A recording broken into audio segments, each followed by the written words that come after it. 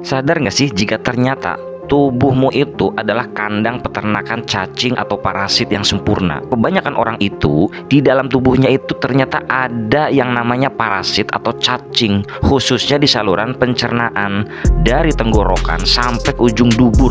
Bahkan beberapa jenis cacing itu ada loh yang sampai ke paru-paru. Kenapa sih ada orang yang suka batuk-batuk nggak jelas sampai lama, nafas jadi pendek dan kurang tuntas, kemudian gatal-gatal di area dubur dan merambat sampai ke selangkangan.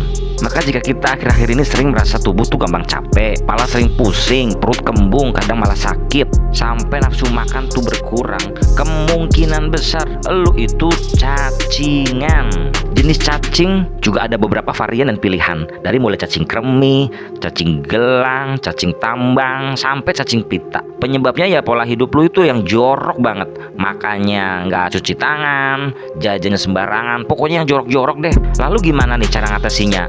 Kebanyakan orang langsung kan berpikir obat cacing dari apotik. Emang bener sih, itu salah satu solusi. Tapi ternyata alam juga sudah menyediakan obat alami yang sering kita abaikan, yaitu ini nih, biji pepaya. Biji pepaya yang sering kita buang saat memakan buahnya ternyata mengandung senyawa khusus seperti enzim papain dan alkaloid karpain yang bersifat anti parasit, dan senyawa inilah yang bisa melumpuhkan dan mematikan cacing di dalam usus, lalu membantu tubuh membersihkannya. Cara mengkonsumsinya juga gampang. Pertama nih, misalnya lu makan pepaya sambil sama bijinya ditelen bareng-bareng, tidak terasa tuh kita telan biji pepaya. Atau dengan cara ini nih, misalnya biji pepaya nih kita taruh di mulut kita, lalu kita dorong dengan air selayaknya kayak orang minum obat. Selesai tuh, masuk biji pepaya ke dalam tubuh kita. Atau dengan cara yang paling tepat, kita langsung ambil biji pepaya, kita kunyah. Dan lu tahu nggak, ternyata biji pepaya itu rasanya nggak pahit. Kalaupun ada pahit itu dikit banget, tapi lebih kepada pedas kayak jahe. Itu rasanya. Setelah kita kunyah, ya kita minum, beres itu pepaya. Pokoknya gimana caranya biji pepaya itu masuk ke dalam tubuh kita.